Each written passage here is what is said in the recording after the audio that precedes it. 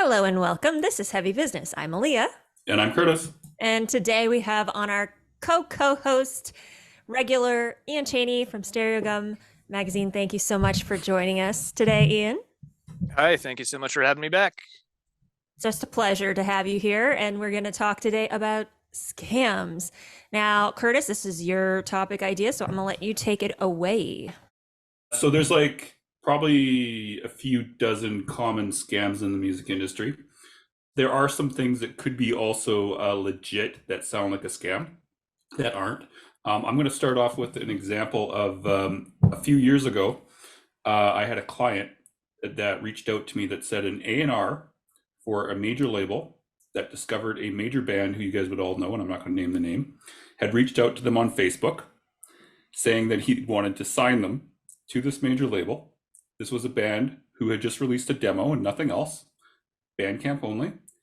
And they asked me if it was legit. And of course, right away, I went, no, there's no way it's legit. Turns out it was legit. But it is the one and only time I've ever seen this legit where like a big A&R actually approached someone through Facebook saying that they loved their Bandcamp and could they please sign them to this major label. Other than that, 99% of the time, it's going to be a scam. But the first thing I wanted to cover here is the common thing where a journalist, quote unquote, will reach out to someone on Facebook or Instagram or Twitter or something like that. Let's say they write from STEREOGUM, because Ian's at STEREOGUM, pretty well-known mainstream website for music.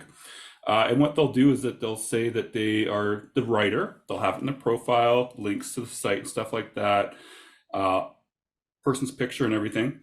And they'll say, hey, for $100, $200, $5, $10, something like that, I'm going to feature you in STEREOGUM or Pitchfork. I know Pitchfork's dead, but whatever. Pay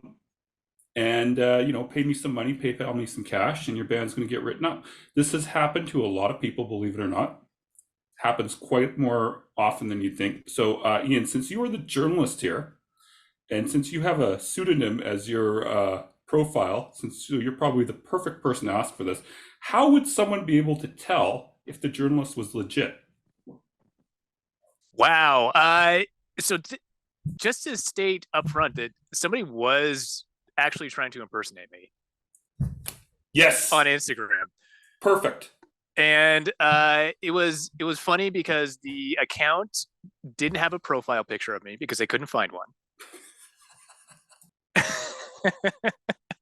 And they had like 5 to 10,000 more followers than I did. Nice. I was like, come on.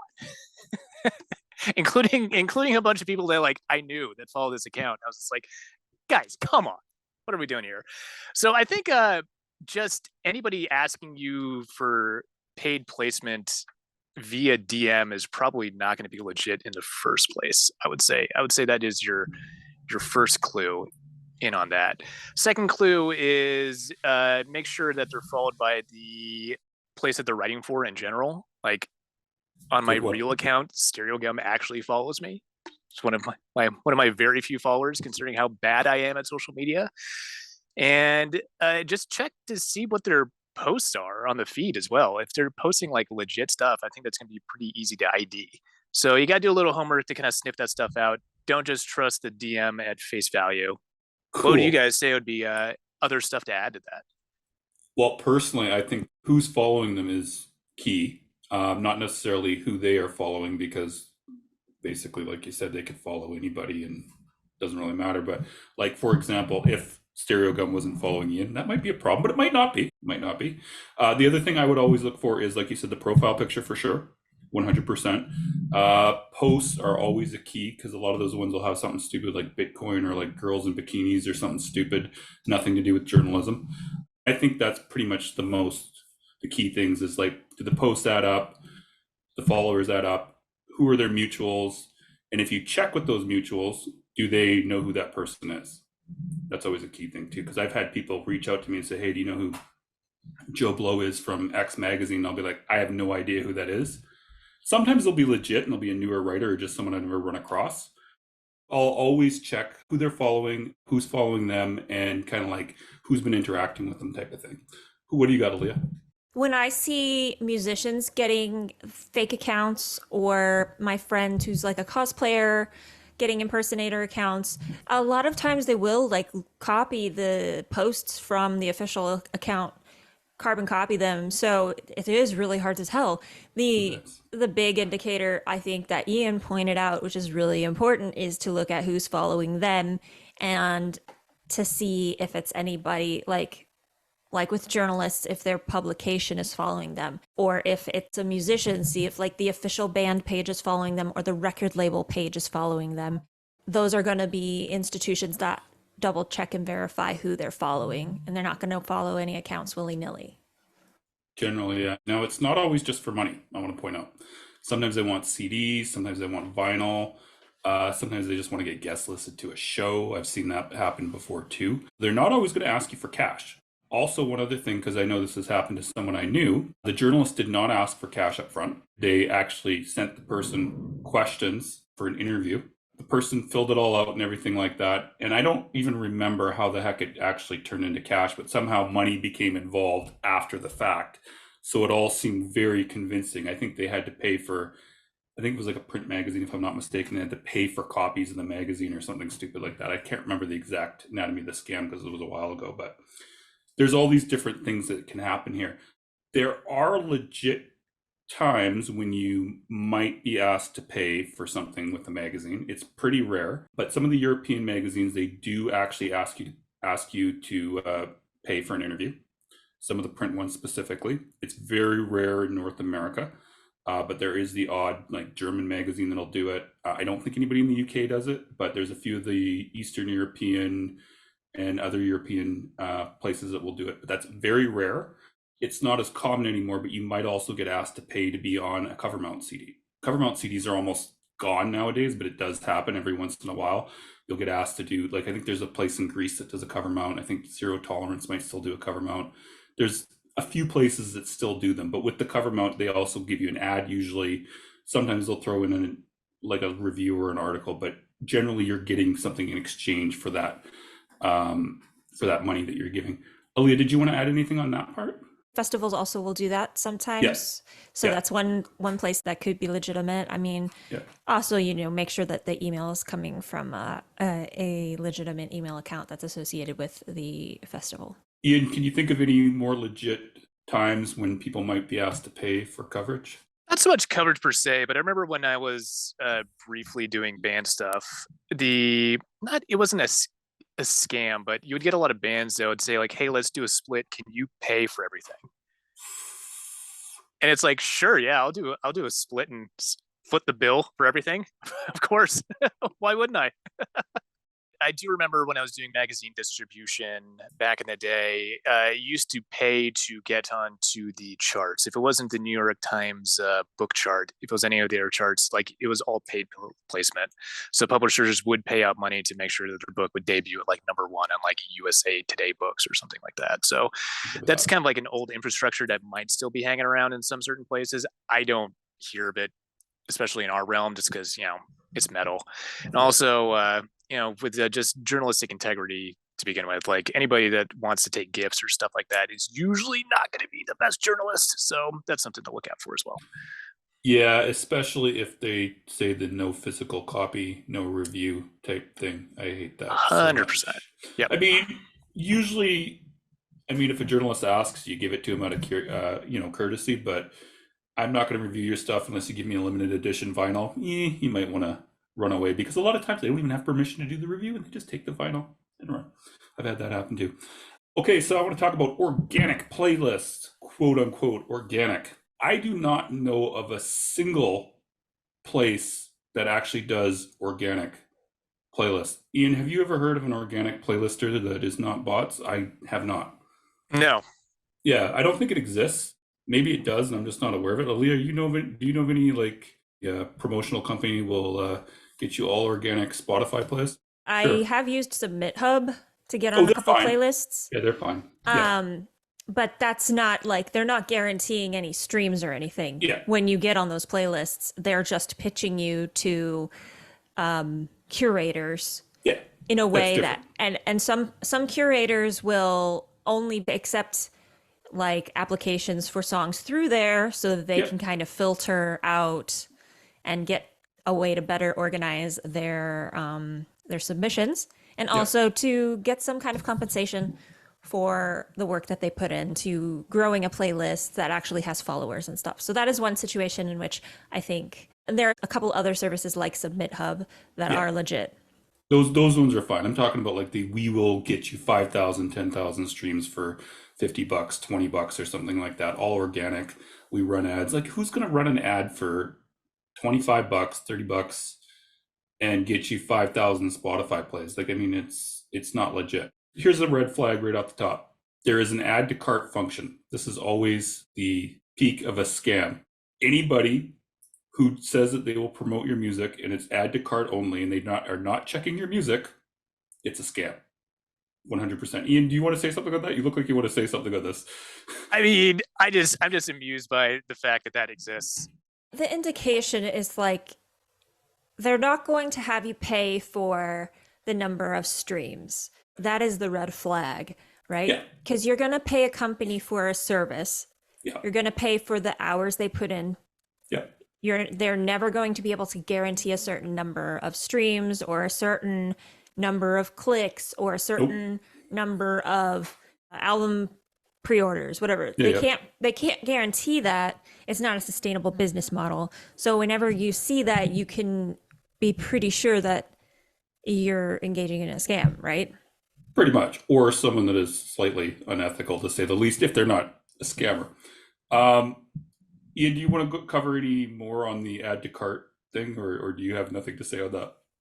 I mean, I've got nothing to say to that yet, unless you're willing to pay $50 and add to cart, and then I'll have a pretty good answer for you there. You're going to add to cart, do an add to cart opinion. Okay, cool. Yeah, 100%. Yeah. So last thing, I just want to go over the add to cart thing before we talk a little bit more about the playlisting thing is just that goes for pretty much anything in the music industry. If they're not checking your music and they're telling you they can get you certain figures, it's probably bots or a scam or a combination of both. I mean, I guess bots are kind of a scam because they're calling it organic, but at least you're getting a number for it. Which leads me into the next thing that I want to talk about with this. The reason why it's a problem with the botted playlist, Spotify and DistroKid and all the rest of them are taking you down if something like 95% of your streams are found to be artificial. And this is a problem because sometimes unethical playlisters will just add your song to their playlist and you might not even know, and you're getting like 1,000, 2,000 streams. This happened recently to a client of ours. They got 4,000 streams in one day on a death metal song, but they were added to an R&B playlist. So they had to contact Spotify and say, hey, look, we got added to this playlist. We don't know how we got added to this playlist. Please don't take us down because Spotify will ban you nowadays if you do that. And the distro service will as well. So you want to be very, very careful. So anybody who comes to you and says, hey, look, we're going to get you 5,000, 10,000 plays or whatever, 30,000, it's going to be bots. You could very well get taken down from Spotify and it's not going to be good at all. And even if you get away with it, quote unquote, then that's going to throw off all of your metrics. Yeah. And then your data is going to be worthless. You're not going to know who your target market is anymore. You're not going to know how to target any ads. You're not going to get meaningful fans from that. So there's multiple reasons to avoid it. Even if you think you can get away with it, it's not the best path. Ian, did you want to add anything to the Spotify scam? No, but I do think it was Chainey that band did cover New Edition's "Can't Stand the Rain." So very, very smart to make sure that they hit that R&B playlist. Yep. Very, very smart. Last thing I want to talk about on the playlist actually is obviously there are legit playlists out there. Submit to them. We're not saying everything's a scam. It's only if they're guaranteeing numbers for you. Even a playlist that has, like, for example, like 10,000 followers, you're not going to get a guarantee of how many streams you get. I've seen bands land some pretty big playlists from magazines, stuff like that. Only got a couple hundred streams out of it. It's just the way it happens sometimes. Usually the Spotify editorial playlists, they do pretty well, but it's always a crapshoot otherwise. If you look at how many streams you get, even from a bigger privately owned playlist, it's going to be maybe a few hundred, maybe 1,000, but not much more than that. So still do it. It's still good to have that exposure, but just don't expect 5,000, 10,000 streams to come from one playlist. Exactly. Okay, is there anything either one of you guys want to cover on this subject before I move on to the next one? This might be a little off topic, but Sure. Aaliyah, I'm curious. Do you get notifications that people are Shazamming your music? I don't. Yeah, like my friend who's in a very traditional heavy metal band keeps getting these emails that people are like Shazamming his songs. And he's just like, how? Like, in what context is somebody out in the world being like, hey, I wonder if this is the band or not? Yeah. I wonder if he's on do you know if the band is on Touch Tunes? Interesting. I'll have to check into that. Yeah. All right, so next thing I want to talk about is management pay per month scams. This isn't just management. This is also an A&R person, someone from a reputable quote unquote label or whatever, headhunts you on Bandcamp, and they send you an email saying that, hey, I'm from this big management company. List out a bunch of names of bands you've never heard of. We have tours with bands like, Aerosmith, Motley Crue, all sorts of stuff like that. You don't realize it's a form letter, but it's a form letter. And they actually say, can you send us your music? Because my boss needs to hear it too. And, they lost the link or something like that, right? And of course, you send the music, and of course, the boss loves it. They all love it. They want to have you on a Zoom call, or they want to send you a contract. And it's this nice involved contract where you are going to be paying them $500 per month for their services of pitching you to playlists, pitching you for tours, and all sorts of stuff like that. So this is way more common than you think. If you go on Facebook, there's probably literally thousands of bands out there signed on management contracts like this right now, where they're paying a quote unquote manager hundreds of dollars, sometimes only $50 to be managed by them. Ian, do you want to say something on this? You look like you want to say something about this. I mean, no, this is a pretty common scam. It goes It's back all over. ages upon ages upon ages. I think Yep. the grift mill of Twitter is made so much easier to facilitate.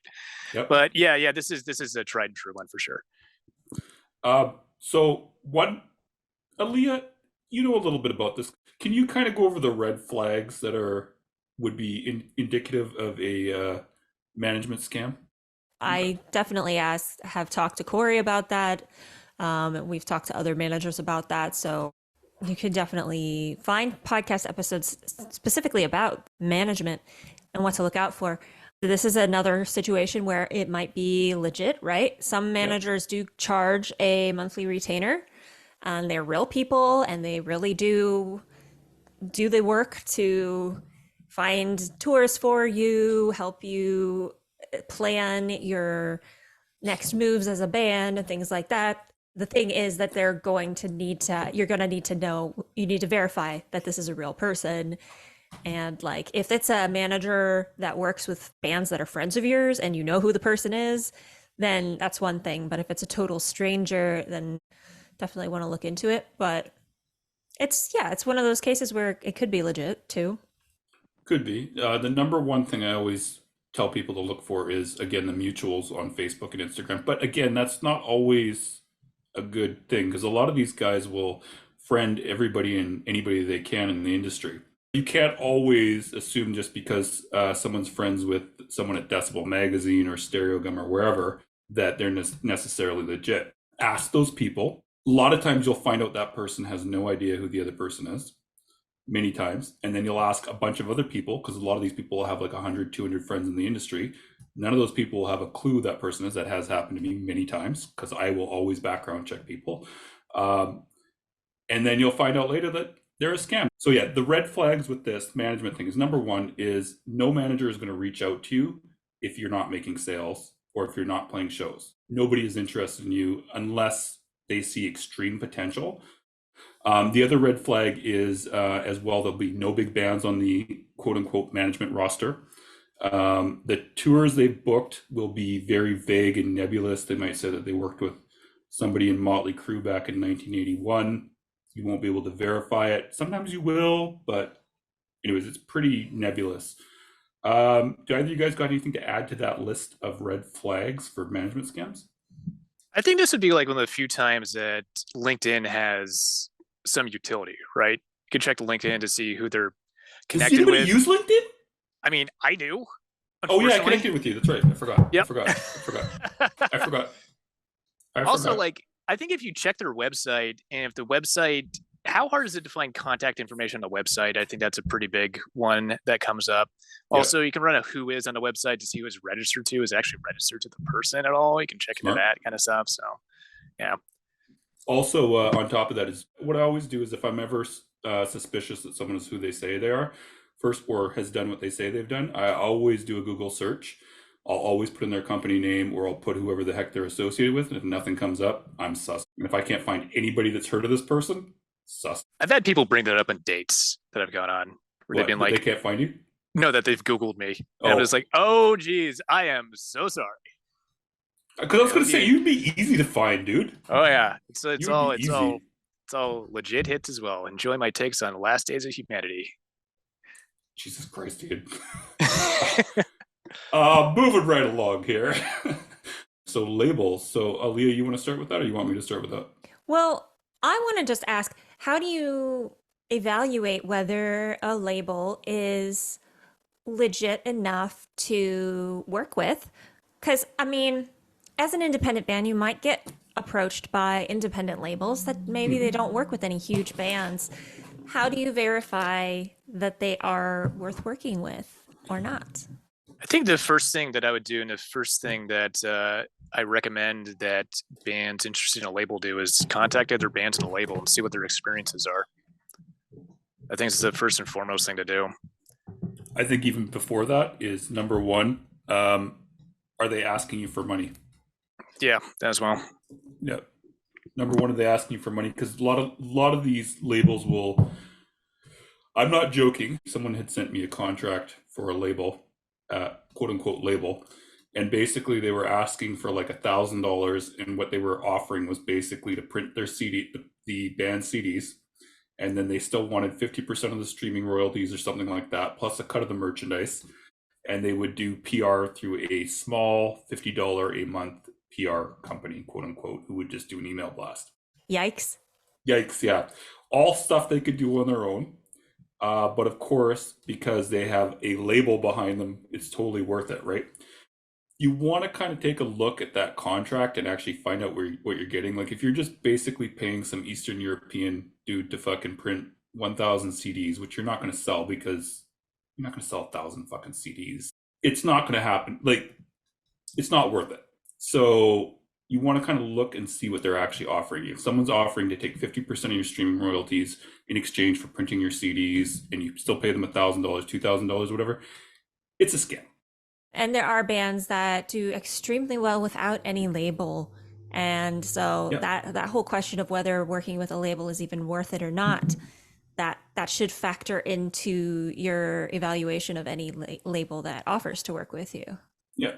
And the other thing too is one good point that Ian made is always check with the other bands on the label. Check with more than one person always on things. Because just because one person had a good experience doesn't mean that 6 others didn't. And just reversely, just because one person had a bad experience and 10 other people did doesn't mean that they're generally a scam. It goes every way. I've had people have a bad experience with us because they didn't like what we got, but I've had like more people saying that they really enjoyed what they got from us. I've also seen other PRs have the same thing, labels. It happens. So just be very thorough when you're researching, because sometimes you're going to hear the bad shit only at first, and you're not going to hear the good shit. And reversely, you might just hear something good, and you're missing all the bad stuff. Ian, did you want to add to that? How do you feel about labels wanting to work with you and they don't provide a contract? With the PR company specifically you're talking about? Just in general, because I remember this was ages and ages and ages ago, but in the oral history of Botch, they talked about signing to Hydra Head, and Aaron Turner just gave them a contract that was something he scribbled on a bar napkin that said, "Don't break up." That's awesome. I always prefer to have a contract if we can. Some labels will not do that. With us, it's not that big of a deal because we're getting paid by the month anyway. So worst case scenario, it's like, don't bank on the income coming in, you know what I mean? But as a general rule, if someone's not paying their bill for 30, 60 days, I'm probably not going to keep working with them anymore. So for me, that's fine. With a band though, I think the band should always have a contract with the label. 100% of the time. even if it's just something like you said, like the napkin is even better than nothing, right? But I mean, because you don't know what they're after. You don't know if they want your streaming. You don't know if they want just your physical sales. You have no idea. So you should always make sure to get a contract on anything.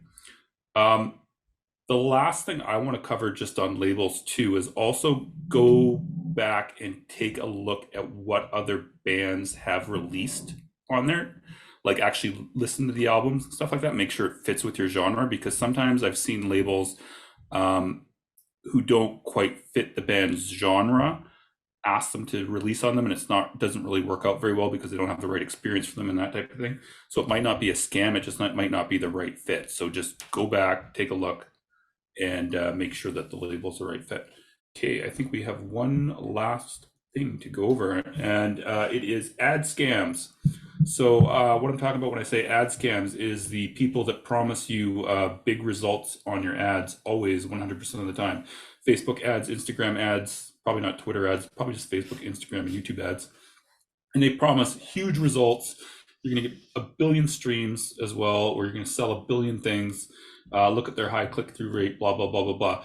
90% of the time, not always, but 90% of the time, these people are targeting places where there's like high volumes of clicks, but you're not going to really get any actual plays or anything like that. If someone's offering to give you a service for your ads, make sure that you know where they're targeting, because a lot of times they won't tell you where they're targeting, and it's just going to be to a third world country that's not going to get you anything in terms of sales or anything legitimate. And it sucks, but that's just the way it is. I think there was one last thing though. You wanted to bring up something about radio, didn't you? Oh, I mean, that was the back in the day scam for sure. I don't think we see that much anymore, but I remember when I was running a label briefly, we would get emails pretty frequently from people being like, hey, we're getting tons of requests for your artists on our radio station. You know, if you want to add this to the playlist, just send us some bucks and we'll do it. And it's just like our harsh noise release is blown up in Paraguay. Is what you're telling me? Okay, sure. Yeah, believe that. Awesome. Awesome. Well, that still kind of exists. It still kind of exists to a lesser degree. It's usually, in that case, it's like a scam chart as well, where they're asking for like 15-20 bucks or something like that. I think I've covered all the scams now, Olia. Yeah, all the scams that we were planning on covering today. Yeah. One thing about radio is, you can always seek out a legitimate radio promoter. That would be the only real way to go. So Munzi Ricci from Skateboard Marketing is very well known for his work in the metal scene. Highly recommend Skateboard Marketing for that. If that is something that you think would be a wise path for you to take, depending on what your music is. I got a great quote that applies to all this. So this one is from Tom Waits. It's been going around a bit. I think this is just good advice in general, but I think really applies to these scams. Tom Waits says, Jim Jarmusch once told me, fast, cheap, and good. Pick two. If it's fast and cheap, it won't be good. If it's cheap and good, it won't be fast. If it's fast and good, it won't be cheap. Fast, cheap, and good. Pick two words to live by. I love that. Great. Well, with that, thank you so much for listening all the way to the end here. And until next time, make like a bull and throw those horns up. And go read The Black Market on STEREOGUM.